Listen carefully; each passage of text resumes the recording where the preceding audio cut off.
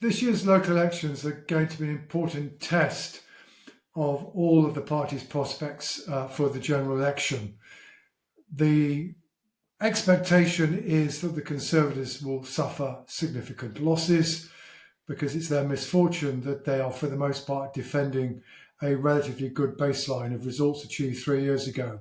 That said, Labour have not always fulfilled in recent local elections the expectations of the opinion polls, and it'll be interesting to see whether this time at least Labour do put in the kind of performance that suggests they are as on course for a general election victory as the opinion polls suggest.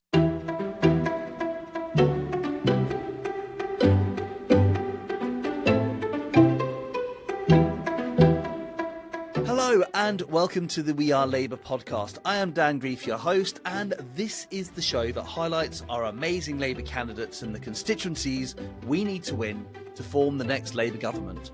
As you hear the stories and experiences from our candidates, I want you to think, how can you help? What can you do to make the difference? Can you go and leaflet, knock on doors, donate money, or phone canvass voters? By giving a little of your time and or money, it will make a massive difference. This election will be won by Labour members doing our bit to help get the Labour message of hope out to our communities. Let's crack on with the show. Hello, welcome back to We Are Labour. Great to have you here. Thank you for your continued support. And if you haven't left a review as yet, please do. It makes a massive difference to the podcast players. They kind of push it out to more people.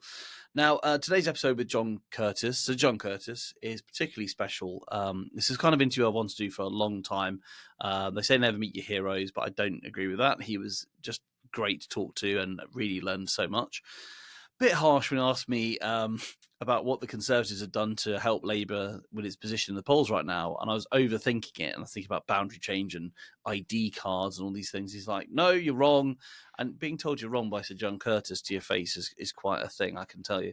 But yeah, he was really interesting, very, very fascinating insight.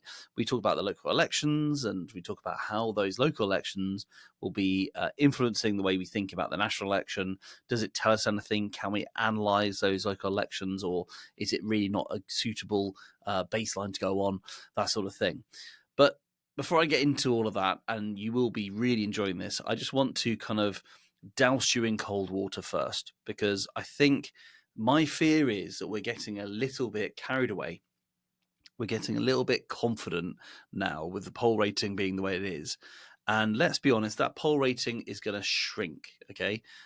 We don't know by how much, but I can't see how it can't, because that's what generally happens in these situations. The election data is called, the campaigns really properly get into action, and then all it takes is a few grenades being thrown from the right wing that land in the press, who will happily publish those stories, and suddenly we've got a different situation, a bit of an uphill battle.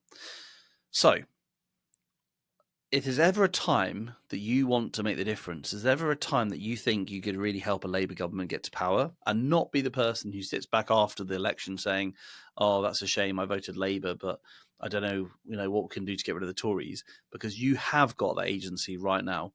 That it's the time to go out and do it. Go out to find your local campaigns, go out to maybe further afield and help with one of our battleground candidates. Do what you can to really secure that Labour victory. We talk a lot here, I think, and generally about, is this a 97 or a 1992 election? And there's nothing wrong with that to some extent, but I think it's also wrong because, look at the past. That's the past. We can learn a lot from the past, but it's not now. It's a different time we're in. And let's just be honest, 2019 was a disastrous general election for us. I've got a quote here from the academic oup.com. It says, here we go. Labour obtained its worst election results since 1935, attracting less than 1/3 of the votes cast and electing only 202 MPs. We lost 61 seats. So we have to not only win back those seats, We then have to go much further to win the actual general election. To form a minority government is a massive undertaking.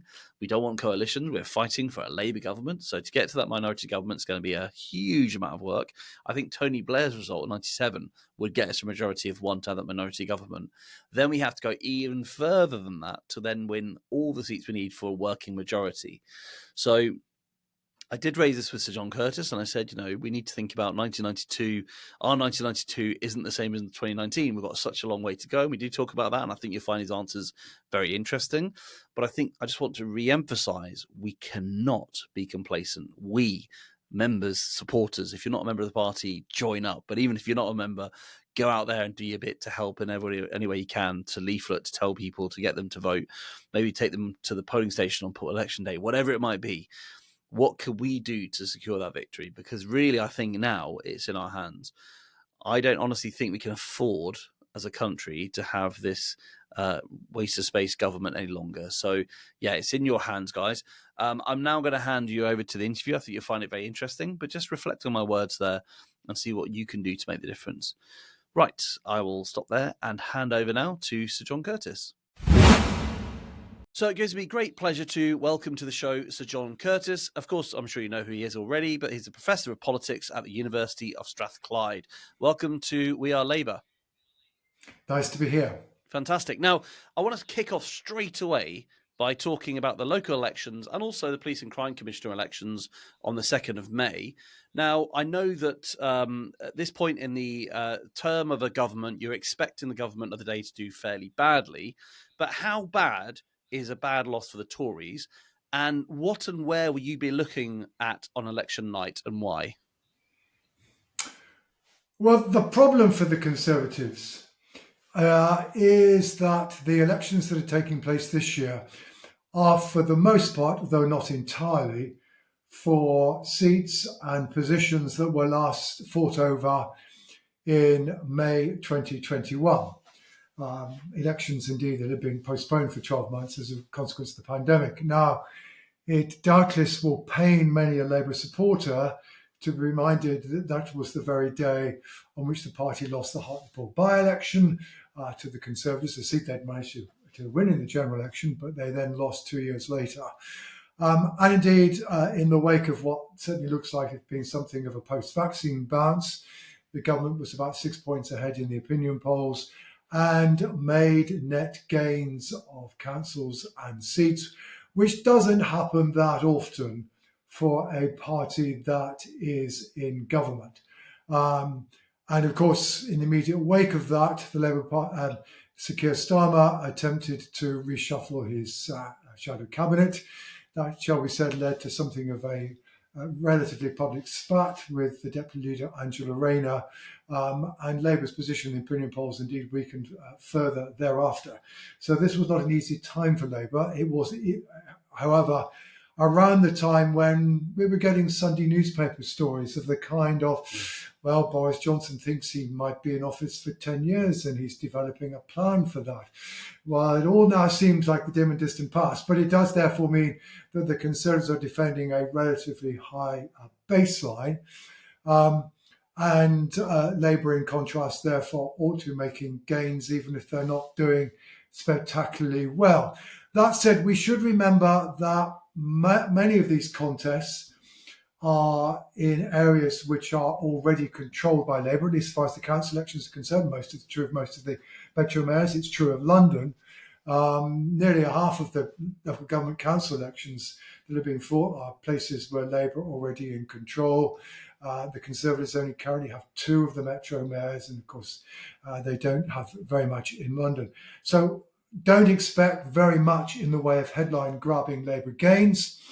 Probably the biggest plum that Labour might hope to pick up is Dudley, which, like a number of councils, is amongst the councils where control of is more likely to occur because it's a whole council election because of board boundary changes rather than a one-third election, which is what's true elsewhere, which again is one of the reasons we're not going to get a great deal of headline-grabbing changes of control. Now, one estimate has said that perhaps the Conservatives might lose as many as 500 of the nearly 1,000 seats they're trying to defend, and Labour perhaps pick up 300. I think at this point, however, two notes of caution. Note of caution number one about expecting perhaps Conservative losses on quite the scale that some people have been talking about is that we now know that Reform are only fighting around 1 in 6 of the local council contest. They are contesting London, contesting the West Midlands, which might be significant, and Greater Manchester, but they're not contesting the rest of the Metro mayors. They're only contesting a couple of the PCC contests. And therefore, it's not unreasonable to anticipate, at least, given that it is Reform rather than Labour these days who are picking up more in the way of people who voted Conservative in 2019, that some of these folk, at least, who are minded to vote Reform in the general election may well vote for the Conservatives in the local elections, ? And if they do, then the Conservative losses will not necessarily be on the scale of the opinion polls. In any event, we also know, not least because both the Liberal Democrats and the Greens tend to do better in local elections than they would do in a general election, Labour never really pull off the kind of performance in opinion polls. So you take the swing between 2021 and 2023 locals, it was the order on average around 8%, whereas you would expect it to double a digit swing in the opinion polls. So I think there is a risk for Labour of expectations being too high. That said, Labour in the end, they didn't do particularly well last year. Particularly quite remarkably, their own share of the vote didn't really increase on the position 12 months previously, even though the Liz Truss fiscal event had been in between the two, which obviously pushed Labour's national poll positions. So I think in the end of the day, rather than getting too hooked up in what positions are won and lost and who gains councils, etc., what I'm looking for really is three things. One, is Labour's own share of the vote up on where it was in these contests in 2022 and 2023? And secondly, what I'm looking for is the evidence that was there in last year's local elections and which has been picked up by a number of the so-called MRP polling exercises, which is a pattern whereby the Conservatives are losing ground more heavily in places where they were previously strongest, and where this is something that polling can't pick up at this stage, and where there was also evidence last year of voters voting tactically against the Conservatives for either Labour or the Democrats. Are those patterns there? In other words, it's the material that's underneath the headlines, the things that you only see once you start looking at the votes rather than getting caught up under seats and changes of control. That's, I think, where the real lessons are potentially going to be. One, in a sense, is a clear test for Labour, and the other two are, as it were, question marks about potential warning signs for the Conservatives. Okay, so I'm sure that the next day on the 3rd of May, we're going to get used to hearing Conservative spokespeople saying there's a poor turnout, that people don't turn up for these elections, they don't care about local politics, they will turn up for the main election. Is that something that you think will happen like we see every time? And how accurate is the turnout really? For these elections, is it fairly consistent? And does that help you try to position a general election? Dan, if I was given £1 for every time the people who hadn't done terribly well in the parliamentary by-election or local election said, but the turnout was low, I would be a rich person. It's a common excuse, and it is remarkable how the political parties seem to lack sufficient ingenuity that they can never really think of much more to say than that. And even though you point out that that's what everybody says, they still carry on saying it. Well, I guess they've got to think of something to say. No, what is true, what is important? Local elections should not be used to project what the result of the general election would be. As I already said, Liberal Democrats are always doing better in local elections. Labour tend to do less well in particular. The Greens do better. Last year's local elections, if you actually kind of put them through the standard naughty arithmetic, you'd say, there might be a hung parliament. Well, it really isn't how we should look at them. The thing it's important to do is to compare local elections with local elections, low turnout elections, therefore, with low turnout elections. And once you start doing that, you cannot blame low turnout as an excuse, because you've still got that doesn't explain why you've done badly in these low turnout elections as compared with doing well in previous ones. And I don't think the Conservative Party, for example, were particularly unhappy to point out how well they had done in 2021 when the turnout was relatively low. So the point is, so long as we are careful about what we compare with what, and the extrapolations and the interpretations we draw, then in itself, turnout is not a low turnout is not a barrier. Of course, it's not unreasonable to say that it may well be true that Conservative voters may be somewhat more likely to stay at home than Labour voters, but that's a symptom. It's not an automatic remedy come a general election. Okay, and then when you see a party saying the local election was this, which means you can extrapolate that the national election is that even a comparable thing we should do, or just avoid? Don't forget it. Don't forget it. Yeah, don't do it. Because, like you said, the Greens do well and the Lib Dems do well locally, but that's not the same as national at all. And it seems completely different. Asking the public different questions. So, okay, that's good to know. Okay, I want to move on, if I may, to the general election, whenever that may be. Hopefully this year, could just etch into next. I want to start, though, with how bad was 2019 for Labour? Because I think we sometimes forget that. I hear people saying things like, this is a 1997 moment. However, 2019 wasn't a 1992 election, was it? It was more like 83. So where is Labour in terms of where the seats it gained last time and the seats it lost last time? And this 99% chance of forming a government, that's not the same as a working majority or even a majority for that matter, is it? So no, not at all. So the distance is huge, and I think sometimes there's a bit of a blasé attitude with a lot of people right now, thinking Labour's going to romp this home when it's actually quite a bad place we're starting from, isn't it? Well, it is. It's a pretty bad place. So in 1992, Labour were 8 points behind the Conservatives in the opinion polls, although because the electoral system, in contrast to 2019, was working to the Conservatives' disadvantage, that only gave them an overall majority of 21. Whereas Labour in 2019 got 33% across the UK as a whole and only got just over 200 seats. That said, it wasn't as bad as 1983 when Labour only got 28% of the vote and was, whatever it was, 17 points or whatever it was behind the Conservatives. But yes, Labour, there's a sense in which if Labour were to get a majority of 170 odd, which is what Tony Blair got in 1997, Labour would have achieved in one election what they took 4 elections to achieve after 3 elections to achieve after 1983. That said, Dan, I have to say I am not in the school of thought that says what happened in the last election sets a limit on a party's potential ambition the next one. Actually, after the 92 election, an industry began to start of, so have we now become a Japanese-style democracy in which it's the Conservatives are virtually going to have perpetual rule. I remember Anthony King, very clever person as he was, lovely person. But I remember him saying after the 92 election, well, I'm not sure Labour are going to be able to win an election this side of the change of century. But then, of course, just 6 months later, there was Black Wednesday. Yeah. And the political position was transformed. And I think you have to remember, Dan, I mean, my view about why we are where we are is that for the most part, the Labour Party are the beneficiaries of 2 major Conservative mistakes.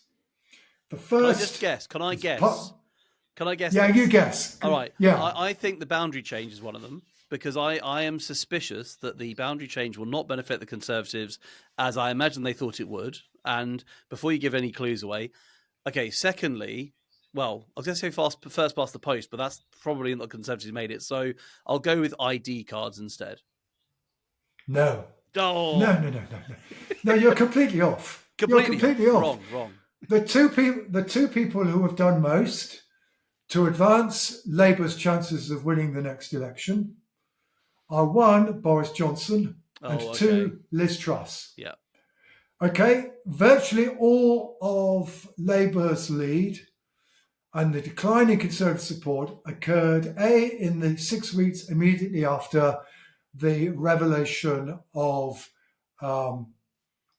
Partygate and the more liberal interpretation of the COVID regulations in 10 Downing Street than virtually anywhere else. And then the other transformation, again, Tories lost about 6 points in 6 weeks, is the Liz Truss fiscal event.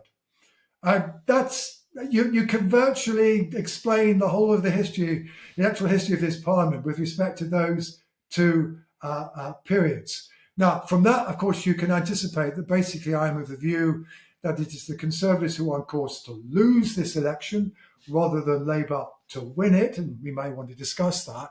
But the point is that, therefore, we are again talking about, which is the same as 97. So 97, the government is undone by market crisis.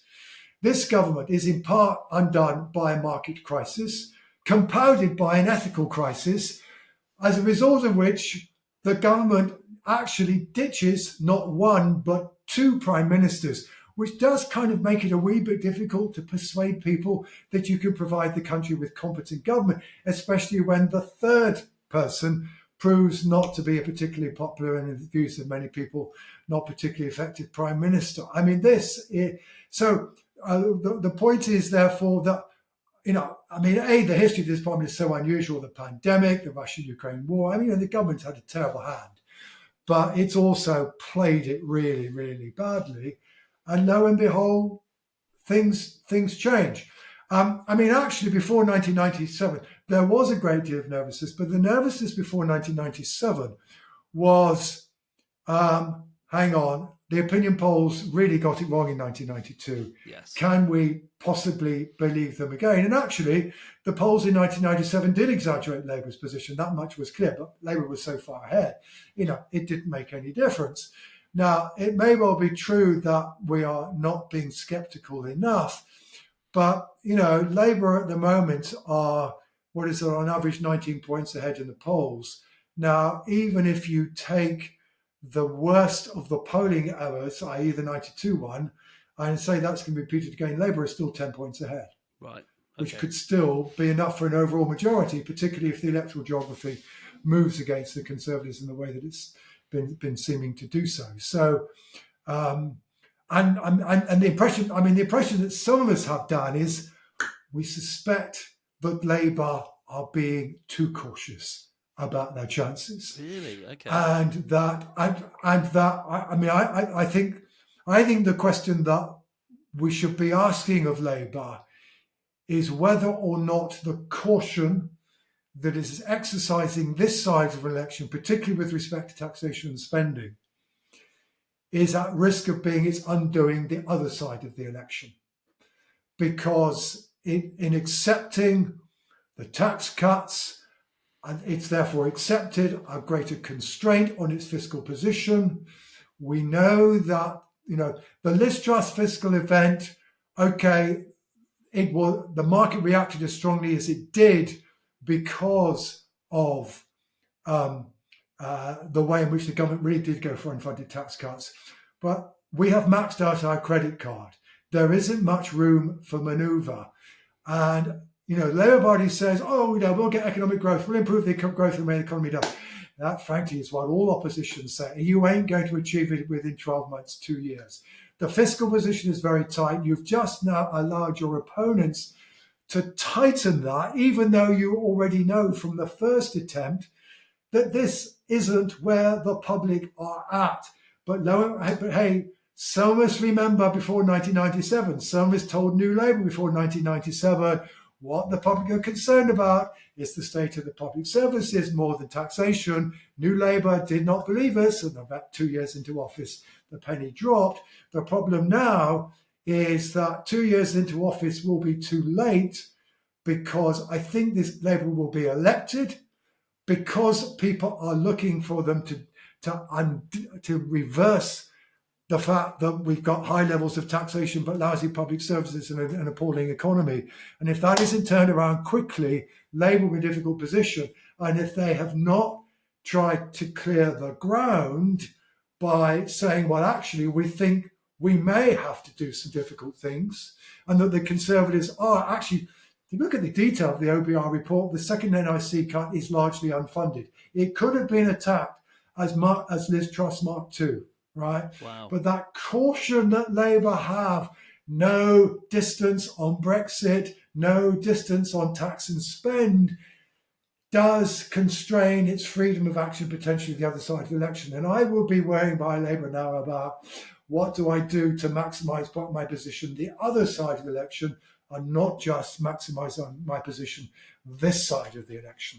Okay, two points I want to raise. The first one, the 97 to 99 period, I think was a missed opportunity in some ways because of that fear of the record that Labour had with the public around fiscal events and spending. And I think there was a general conservatism at the time that we should maintain the Tories' plans. But then on saying that, I don't think we've got the chance this time. It's just not possible. And it was a wasted opportunity then as well. And the second thing I was going to say is, with Labour in office, when will Brexit appear again, do you think? Because it seems like the issue that we don't talk about, I don't mean Labour, I mean the Liberal Democrats as well, which is even more bizarre because that's their base, I would have thought, even more than Labour. Yeah, to be honest, I think I think in Labour's case, we can argue the toss about the merits of what it's done. In the Liberal Democrats' case, and I've told them this, I think they made a mistake. And indeed, I think one of the reasons why Labour have been able to adopt the position it has is they've been given cover by the Liberal Democrats. They don't. But if you look at one of the less spoken of foundations of Labour's position in the polls is that something like 30% of people who voted Liberal Democrat in 2019 are now saying they're going to vote Labour, and they are overwhelmingly pro-EU voters. It's the fact that indeed that the irony of where we're at. So I mean, one of the things that we now know is true, right? Which, one can understand why Labour took the position they did back in 2020, but we now know proved to be a false assumption. The assumption that Keir Starmer made in the spring of 2020 is it will be impossible for us to get into election-winning position unless we are especially successful at reconnecting with voters who want to be outside the EU. That has proven to be incorrect. The irony of ironies is it's true that all the parties, their support isn't now as strongly focused on either Brexiteers in the case of the Tories or Remainers in the case of Labour Democrats, but it is Labour's vote that has changed least. So my latest calculations, 82% of people who voted Labour in 2019 wanted to remain inside the EU. 76% who are at the moment people who would vote to rejoin. And you've got to look at current preference, not what people did in 2016.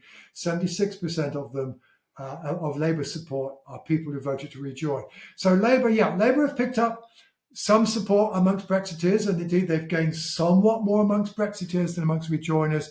But the difference is not that much. Actually, Reform are now picking up more people who are right. And the thing is that what's happened is that Labour's wellspring of pro-EU support has been constantly refreshed. So yes, they've been picking up some people who are in favour of Brexit, but the people who have switched from Conservative to Labour since 2019 are disproportionately people who've changed their minds on Brexit.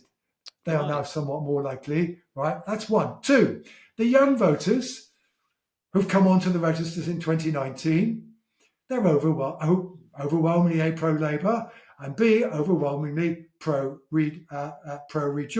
Three, people who voted Labour in 2019 have swung in favour of rejoin, just like the general public. So you put all this together, and in a sense, yes, Labour have been picking up support, including support amongst people who voted Leave in 2016. But there's these other things going on, which means that what Labour do need to understand is that they will be elected overwhelmingly by an electorate which is pro-EU. Now, how does this play out? Well, in a sense, I guess, Dan, in part, it may depend on how successful the government is. The government does indeed, despite the question marks I've raised, manage to get public services working quite rapidly, get the economy working, etc., etc.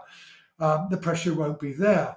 In contrast, however, if Labour begin to disappoint on what we might call the valence issues of competence and getting the economy going, then don't be surprised if it should be surprised if its supporters then also go, hang on, and you also aren't doing anything very much for some of the things that we actually believe in, like rejoining the European Union. Interesting. I was going to but ask, there we go. I was going to ask you exactly that point, because these constituencies, as in voting-based constituencies, have changed massively. And I think, I kind of line up Thatcher, Blair, and Johnson as being very good at making new constituencies of voters. And I feel like Johnson redefined that in 2019 in a way that we haven't sorted out yet where we're going to land. So in that case, if it's not necessarily left and right wing, or class alignment like it used to be, is it? Well, I know you kind of answered that before, but is it Brexit? Is it the social liberal and conservative liberal divide? Is it? Well, look, we should. Well, I mean, point one to say is that left and right still matter. Yeah. Okay, people who are more concerned about inequality, who are inclined to want a bigger state, are more inclined to vote Labour than people who say no. We should be trying to create the incentives for entrepreneurs to grow the economy, and the state should be somewhat smaller. That division is still there, and of course, one of the reasons why the Conservative Party, if Labour had an existential crisis after 2019 about who are we, what do we believe in, and really struggled to cope with the fact that their core vote is no longer working class voters living in Durham, but young middle class professionals living in London. The Conservative Party more recently has had an existential crisis about the fact we are a party of low tax in a smaller state, and what have we done? We presided over the biggest expansion of the state since 1945. I mean, so both our two largest parties have really struggled in some. By the way, John, I'm in Cambridge. I'm just outside Cambridge, so you can exactly that argument there. It's a Labour seat now, and Cambridgeshire, of course, is also changing, because I think this realignment where the socially liberal are now positioning themselves. So much more educated. So the point is, left and right still matters, but equally, however, social conservative versus social liberal, which was the dimension that was much more clearly related to Brexit and left and right. Brexit was not a left-right issue. People who are on the left in terms of inequality were as likely to vote Leave as people on the right.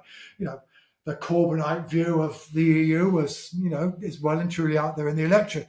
On the other hand, people who believe that, it's up to individuals to decide about moral issues, up to them to decide what language they speak, relatively relaxed about immigration. Those social liberals, they were the folk who voted Remain. And when Boris Johnson reorientated the Conservative vote so that 80% of the Conservative vote was coming from Leave voters, then he was indeed making social conservative. So the social conservatives, social liberal divide was as important as the left-right divide in 2019, or at least almost. Now, the fascinating question is how much will be true this time. I mean, I think the answer to is actually something I'm working on at the moment, is that I've already indicated, Brexit isn't as strong a divide now as it was, although ironically for Labour it is as much as it was, or almost. But of course, there are other things going on out there, transgender, identity issues with Black Lives Matter. What do we think about empire? What do we think about statutes of people who were slave traders and all the rest of it? And I think I'm going to conclude that we are still going to be looking at a two-dimensional politics, and that indeed that social liberal, social conservative division, which has always been there to some degree in our politics, is still, at least by historical standards, going to be relatively important, although there may be question mark not as important as it was in 2019. But you can certainly expect, there are elements of the Conservative Party who are quite clearly quite keen on pursuing this agenda. Now, I think there's a whole sort of interesting history as to why that's the case. But, because the truth is, it's occurring against a backdrop whereby us as a society are becoming more liberal, and therefore things that we used not to talk about, like should we be proud of our imperial history or not? Should we take down statues? All relatively recent issues, let alone transgender, a very recent issue. The fact that they are issues is an indication of the way in which our society has become more liberal, and that has made some conservatives, not surprisingly, feel rather uncomfortable. And that, I think, is why we're having this debate now, because we are, as a society, in a sense, because we've changed our attitudes, those who have found attitudes which, in a sense, we never used to challenge, now being challenged. As a result, going, hang on, this doesn't sound right to me. So in that case, and this is, I mean, obviously it's going to be a very hard question to answer. If we look at, for instance, the Green Party, the SNP, the Liberal Democrats, those smaller parties in our system, would you put money on now that they might get squeezed in this election more because it will become this big dividing conversation between two big sides? Well, of course, party politics in Scotland is different. The SNP have their problems, but their problems are they arguably partly to do with woke issues because they've been caught up about transgender and hate crime, etc. But essentially, their problem is that they are led by somebody who is nothing like as popular as his predecessor. The party is now also much more clearly internally divided, and I think also voters are beginning to have some concern, or at least the issue of independence is no longer proving a strong insulation against evaluations of the SNP's performance in government in the way that it once was. And that, although, I mean, the rise of the Labour Party in Scotland is again primarily to do with Boris Johnson and Liz Truss, but having profited from that, they're in a position to benefit. So the SNP, they're not in as much trouble as the Conservatives, but they're in a fair amount of trouble, okay? But bear in mind that support for independence is still running almost 50%. The question is, can they get back the yes supporters they have lost? Because they're still yes supporters. It's just that they've become somewhat unhappy with the SNP. So far as the Democrats are concerned, well, they're basically betting the farm on profiting in constituencies where they're second to the Conservatives, on the Conservatives doing badly, right? They've not really made any effort to improve their national vote share. Their national vote share isn't any better than it was back in 2019. So, yeah, they may well be squeezed in places where they're starting off third and seats where Labour, they've got a chance of winning. I think, frankly, they don't care. I'm not sure they're right about that in the long run, but that seems to be their position. They are looking to profit from tactical voting on a wave of people who want to get rid of the Tories. And a real hope is, as a result, they'll become the third party in the House of Commons again, displacing the SNP because of the SNP's difficulties. The Greens, who, by the way, definitely social conservative, social liberal dimension, that matters to them.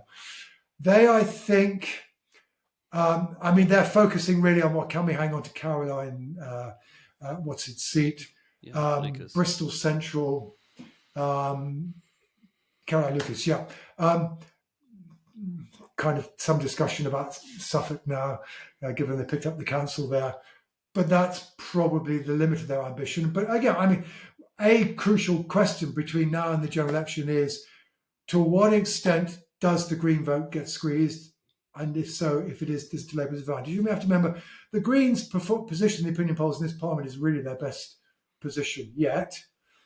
And how much does the Reform vote, if at all, get squeezed? And that obviously will also be pretty important. And given how much now of Conservative losses to Reform, I think the thing that could above all at the moment most obviously reduce Labour's lead is the Conservatives managing to claw back some of the support lost to Reform.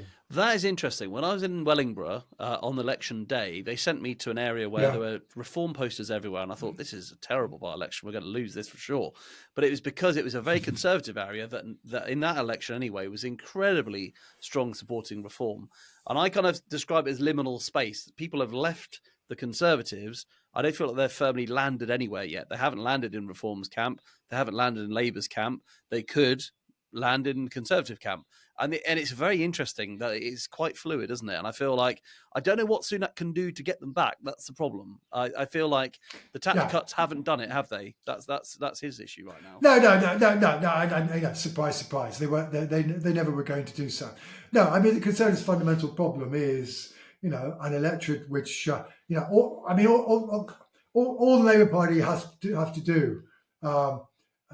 When we get onto the state of the economy is to say Liz Truss, and that's the end of the argument, right? And, I'm sure the Labour Party is delighted this week that Liz Truss was so keen to get publicity for her book, and that this just hangs heavily around the Conservatives' neck, and the public don't forget no government that's presided over a market crisis in the post-war period has survived in the ballot box. It's both Tory and Labour. And to this government, it's just compounded by the fact you've also just got a problem of a party that has struggled to provide the country with ethical leadership and competent leadership. I mean, these are just... but I think, as come up with Mark's earlier, I think the point is those are the central motivating factors. And the question is, where do they go? And that, yes, I mean, I think the difficult question to answer is this, is how many of the people, I mean, it's very clear that the people who switched to reform are overwhelmingly people who voted Conservative in 2019. What's much more difficult to answer is how many of these people would have switched to Labour if reform had not more recently begun to attract some publicity and interest. Oh, that's interesting. That's much more difficult to answer. Yeah, that's really interesting. That could really swing the election completely. Right, so my next question then is about the Labour Party in particular. Where are the public right now in regards to their views of how much, if at all, Starmer has transformed the Labour Party? The answer to you is that on the criterion of making Labour Party look like a moderate party, I think that is Starmer's signal success. And in particular, the fascinating thing about that, while of course there was a fairly dramatic change from people regarding Labour as being extreme to plurality regarding as being moderate at around the time that Starmer takes over. But the proportion of people who think that Labour is moderate has just been gradually increasing during this Parliament. And you cannot tie it particularly to Partygate or the Truss fiscal event. That just seems to be something that Labour have just gradually instilled in people. Now, of course, the perception is moderate. It's not good news for everybody, but more voters than not, right? On the other things that Starmer said do well, I mean, are Labour ready for government? Well, more people think Labour are ready for government now than they did in 2019. But the moment at which people change their views is the Liz Truss fiscal event. In other words, it's relative. Yeah. And two, and then you could do all sorts of these comparisons. If you compare what people say about that now with what they were saying before 1997, Labour's standing is not as good now as it was before 1997. Meanwhile, of course, the big lacuna in terms of persuading people to be enthusiastic about Labour, to say, look, this is a party that's going to provide you with great government and a prime minister you're going to be enthusiastic about, is Starmer's personal ratings. Starmer is less popular than his party. He is not even as popular as David Cameron was before 2010, which is the last time we had a change of government as a result of the ballot box, and way, way behind Tony Blair before 1997. So the truth is that, however you look at it, and of course what's also true is, Starmer has not reconnected with Labour's working class base. Labour, the relationship between class and vote is basically still as non-existent as it was in 2019. So, as I kind of implied earlier, Labour are where they are. I mean, to give Starmer his credit, he's done enough to make Labour the refuge that people run to, at least so long as they are not strong Brexiteers. But if they're strong Brexiteers, they're wandering off to reform, right? And certainly one of the fascinating things about this Parliament is the way in which, indeed, people who've defected from the Tories have not given the Liberal Democrats a second glance. So to that extent, at least, Starmer can take the credit. But he's a lucky general. And, we are talking about a party that is enjoying leads, they're not quite on the scale that Blair had before 1997. But if you discount the polling error, then it may not be that far off in the polling error in 97.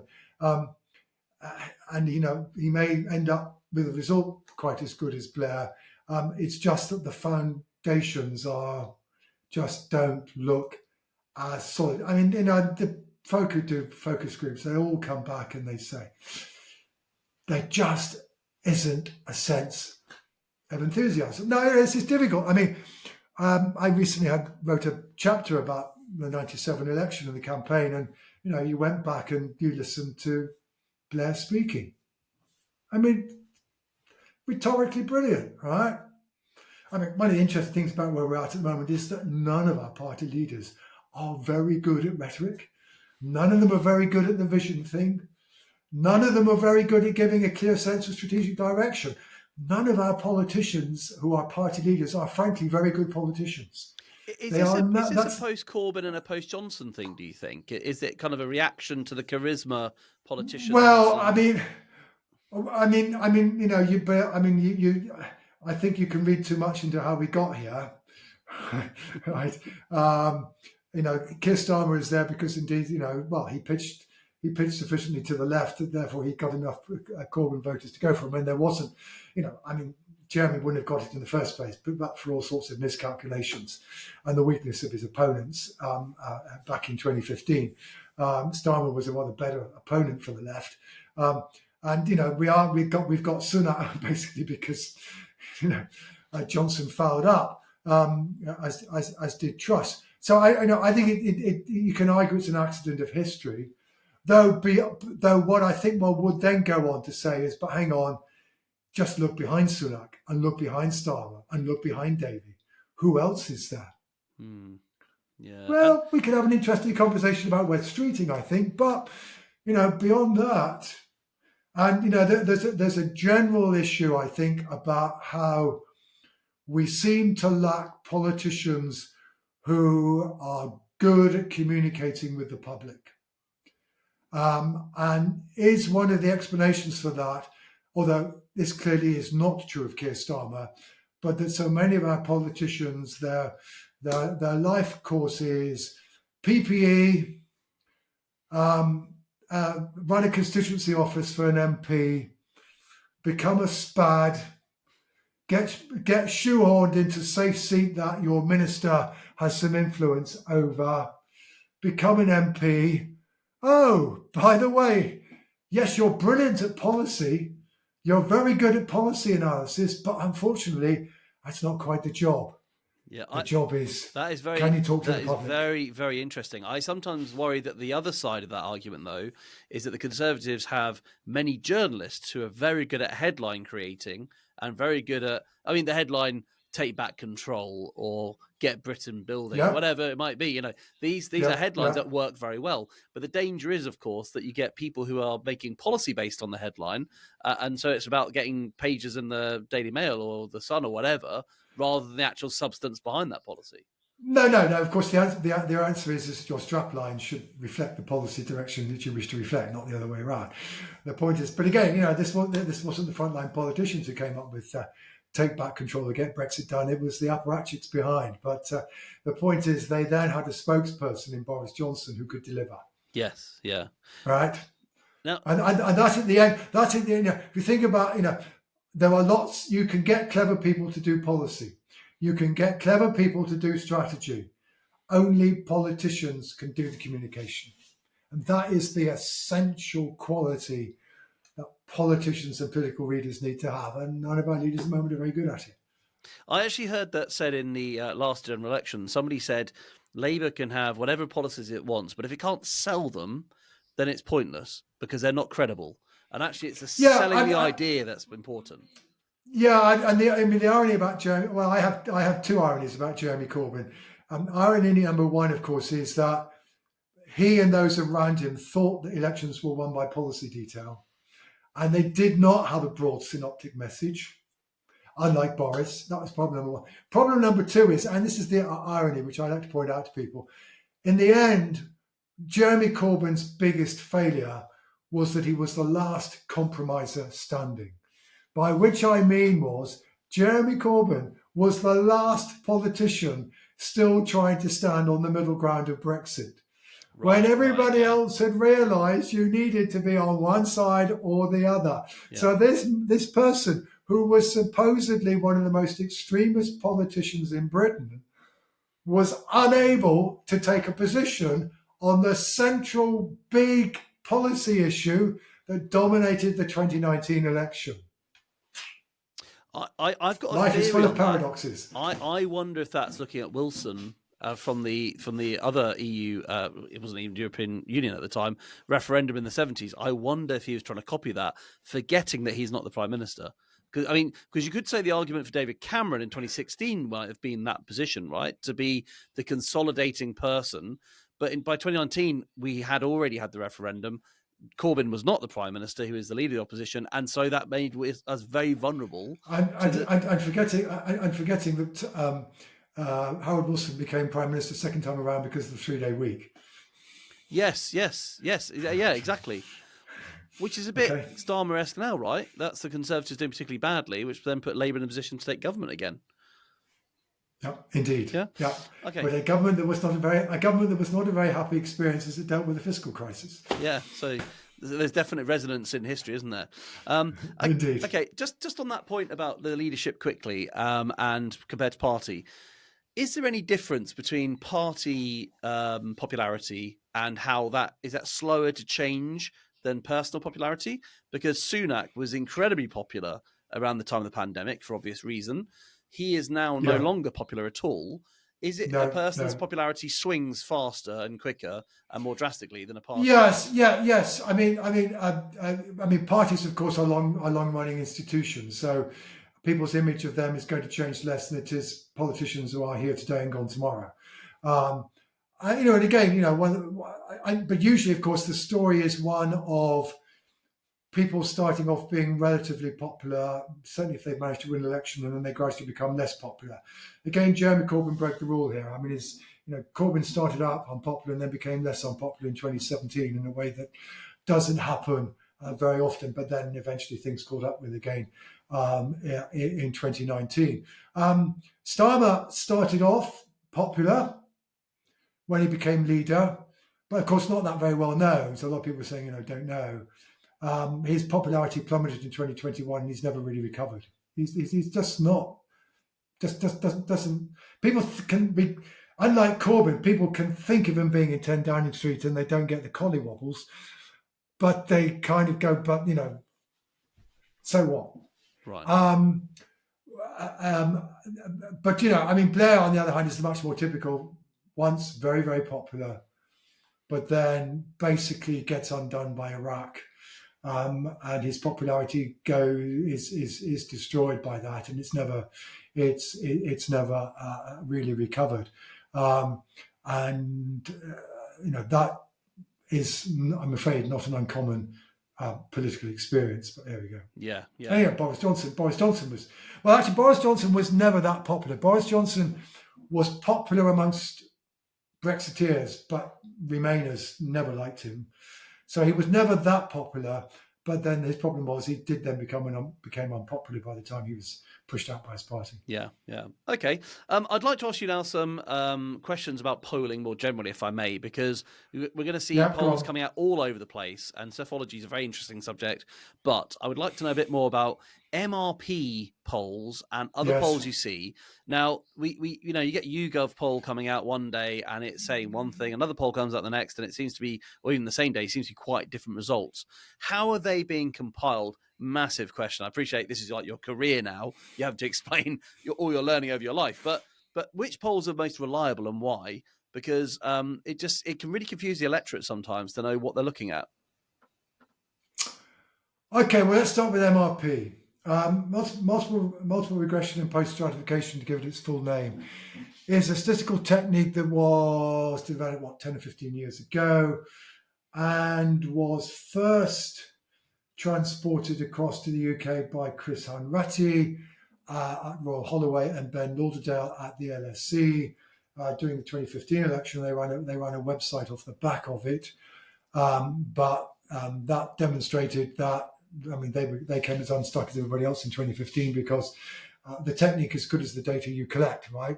MRP will not correct an incorrect poll. But it then got some very favourable publicity in 2017 when, whereas most of the polling in 2017 was overestimating the Conservatives' position, the YouGov MRP poll actually had underestimated the Conservatives' position. But the point is, they got the point that Theresa May was going to fail to get an overall majority. And I know perfectly well from equally, the exit poll in in 2017. It's not necessarily whether you get it right; it's whether you tell the right story that matters. All right. So so that people after that say, "Oh, MRP, wonderful, fantastic." Now in 2019, actually, the MRP polling came up with much the same answer as what you would have got, as you got from the general polls.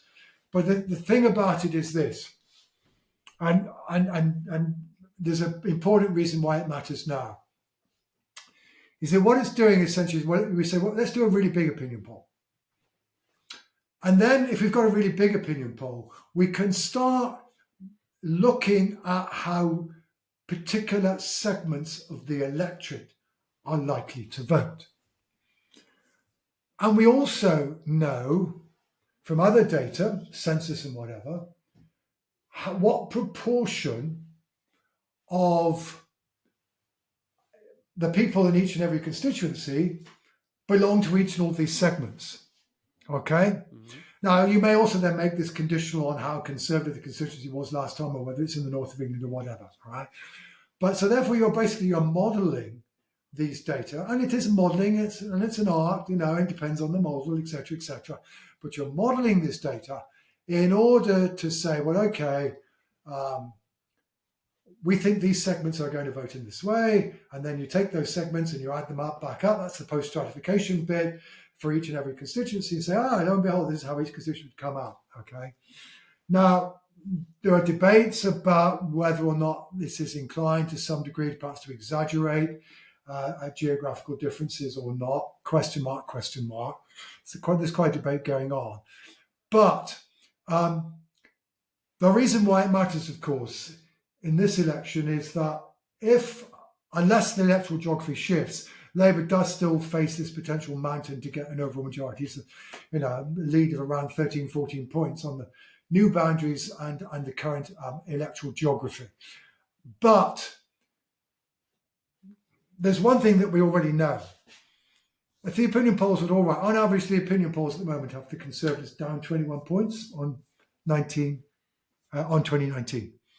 There are about 80 constituencies where the Conservatives did not get 21% of the vote in 2019. So the assumption of the standard uniform movement model, which says parties' vote's going to go up and down by the same amount everywhere, that at the moment, if the polls are right, just could not possibly be true. Right.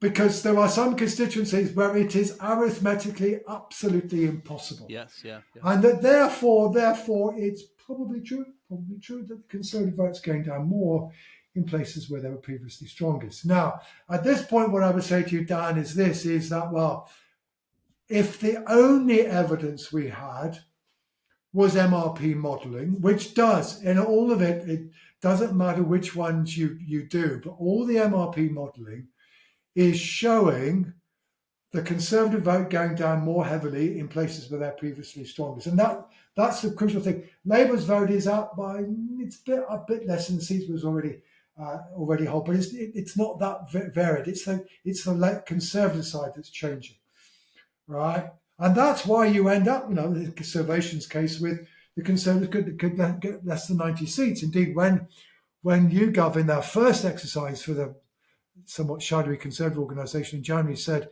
they might get 160 odd, some of us went, that sounds rather generous. I think that seems on the high side to me. But the point is, there is other information out there. The other information that is out there is last year's local elections, in which the Conservative vote was falling in wards they were trying to defend, which of course was a spring 2019 baseline, which is not a good baseline for the Tories, but was holding up in places that they weren't defending. And that's why I'm going to be looking for this in the local elections, right? In other words, is it not just the MRP modelling, which we can kind of argue about methodologically, is it also reflecting what's going on in real life? And then, of course, I'm also informed by the fact that, again, it's the 92 to 97 Parliament. What happened in 1997?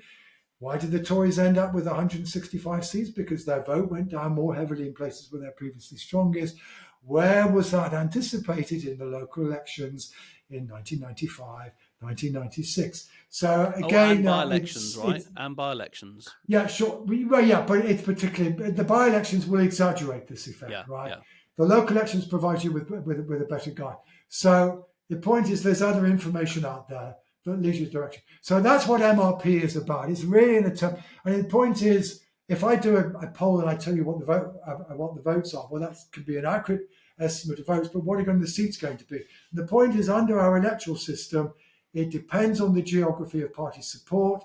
And if the geography of party support changes, then the seat outcome cannot simply be read off the vote outcome.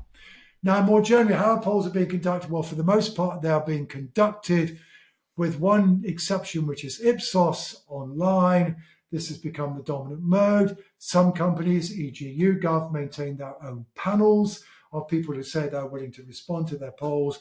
Other companies are essentially buying in samples from sample providers. There's now a whole industry out there of companies that you want to do a poll about DAS or OMO or party politics or whatever. We can provide you with a stratified sample of people who've agreed to do these things. The challenge is almost undoubtedly, it was always a challenge of political polling, but it's particularly a challenge these days, is that people who are less interested in politics are less likely to answer polls. Yeah, that's the Now, you might say, well, because geeks like us will always get involved, won't we? Whereas the general public, yeah, sure, and you might say, so what? Because people who are less interested in polls are less likely to vote. That's true, but the problem is it's that relationship between age and party support. Age is the biggest divider of party support. Labour are popular amongst younger voters, the Tories amongst older voters. Younger voters are less interested in politics. They are less likely to vote.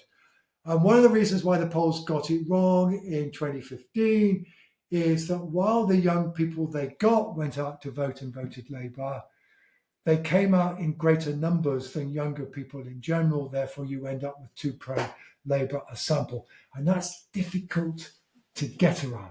So that's a long-standing issue. Now, some of the pollsters have put in a great lot of efforts to try, particularly companies like YouGov, to try and get more people into their panels who are not interested in politics.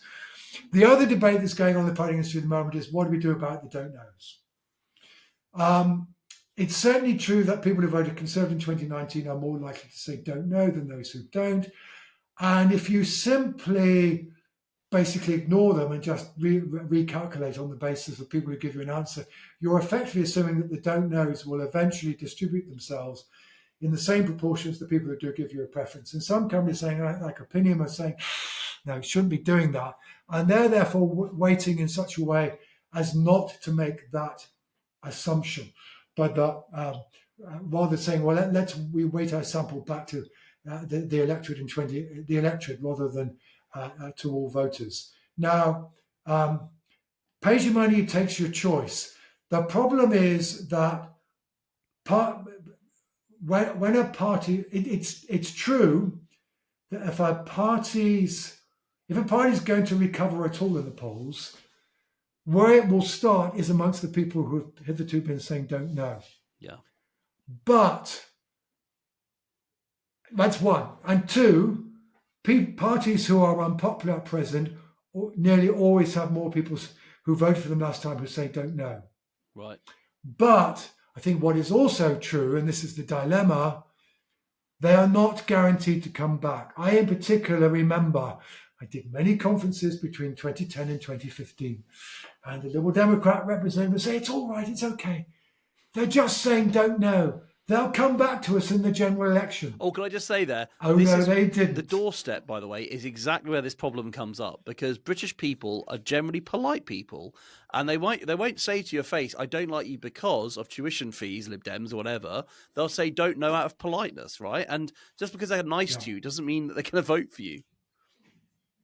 Well, maybe. So anyway, the point is, I mean, that's the other debate that's going on. So what is certainly true, there is a spread. So I said to you the Labour Party are 19 points ahead, but you can find companies that have Labour with leads with well over 20%, and others like Opinion will say, no, 13, 14, 15%. So there is a spread, and there is indeed a consistency to some of these differences. So, the answer to Dan is, and I mean, hopefully at least one of them is right. And the fact that there is a spread, whereas, for example, in 2015, there wasn't much of a spread, will increase the probability that at least somebody is right. But at the moment, even if you take the more pessimistic polls for Labour, it still looks very much like Labour winning the next election. Well, thank you so much to John Curtice for your time. I have learned so much there.